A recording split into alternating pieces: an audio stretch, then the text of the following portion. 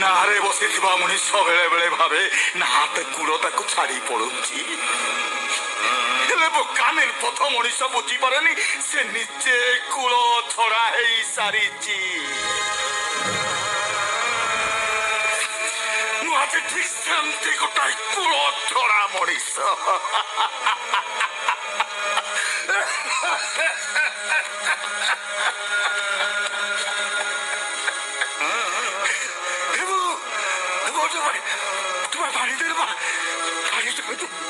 ବାପା ମୁଁ କଣ କରିବି ଯେ କେତନକୁ ପାଟି ଶୁଭୁଛି କାଳେ ସେ ଚାଲି ଆସିବେ। ଆରେ ନାଇଁ ସେମିତି କୁହନା ତମେ ବହୁଟି ତାଙ୍କର ଏମିତି କଣ କଥାବାର୍ତ୍ତା କରୁଛ? ତମ ବାପା କାହିଁ ଏମିତି ରଡି କରୁଛ ଖଁ ଖଁ ହଉଛ? ତ ହଉ ଠିକ ଅଛି ତମେ ଚାଲ ମୁଁ ତମ ପଛ ପଛେ ପାଣି ନେଇଯାଉଛି ଚାଲ।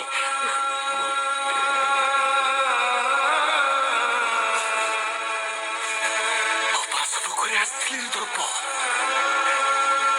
ଝିଅର ବାହାଘର ଅଛି। କେତେ ଲୋକ ଖାଇଛନ୍ତି। ତୁ ତ ବୁଢା ବାପାଟାକୁ ଉପାସ ମୁଖରେ ତୋଳି ଦଉଛୁ। ବାପା ପାଣି ଟୋପାଏ ବି ପିଇବାକୁ ଦଉଛୁ। ବୁଝୁନୁ କାହିଁକି ମୁଁ ନାଚାର ମୁଁ। ହଉ ହେଲା ଏ ସରିତା ଗଲ ପତ୍ରରେ କଣ ଦିଟା ଖାଇବାକୁ ବାଢି ଦବ। ଆମ ବାରିପଟ ଆମ୍ବ ଗଛ ମୂଳେ ଅନ୍ଧାରିଆ ହେଇଛି ସେଇଠି ଦେଇଦବ ବାପା ଖାଇଦେବେ।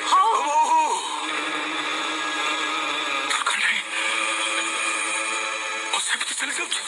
ହଉ ହଉ ହଉ ହେଲା ଏମିତି ଚାଲି ଯାଉଛି। ତମେ ତମେ ବ୍ୟସ୍ତ ହବନି ମୁଁ ମାସକୁ ମାସ ଟଙ୍କାଟା ପଠେଇଦେବି। ହେଇଯିବା ମନେ କରି ପଠେଇ ପଠି। ହଁ ଆଉ ତମର ତ ଯୋଉ ଫୁଲା ମନ ତମେ କାଳେ ଭୁଲିଛ ମୁଁ ସେଇଥିପାଇଁ ପଚାରୁଛି।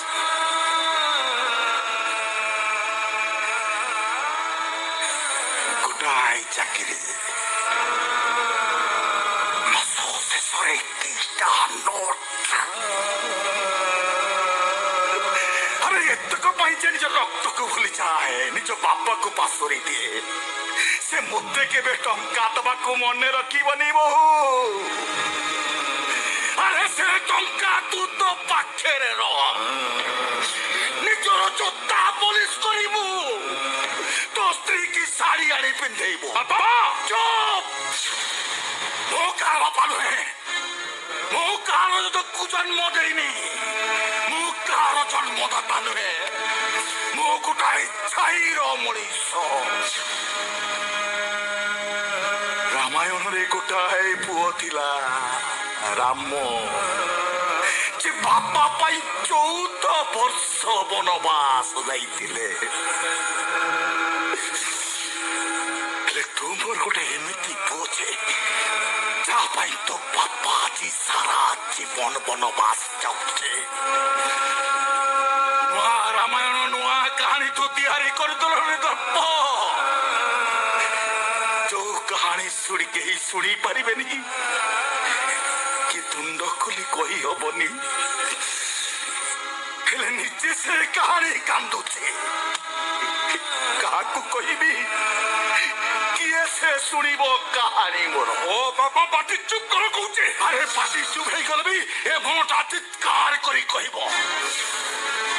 ତୋରି ପରି ପାଠ ପଢୁଆ ପୁଅ ମାନଙ୍କୁ କହିବ ଯୋଉମାନେ ପାଠ ପଢି ବାବୁ ହେଇସାରିବା ପରେ ଟଙ୍କା ଆଉ ଚାକିରିର ପକ୍ଷୀ ରାଜଖୋଡ଼ା ଚଢି ନିଜର ବାପା ମା ଭାଇ ଭଉଣୀକୁ ଭୁଲି ଯାଆନ୍ତି।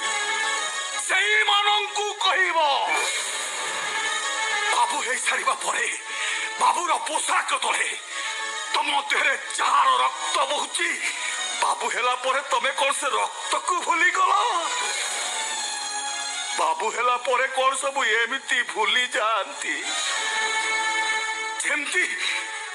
ଯେମିତି ତୁ ବାବୁ ହେଇ ମତେ ଭୁଲିଗଲୁ।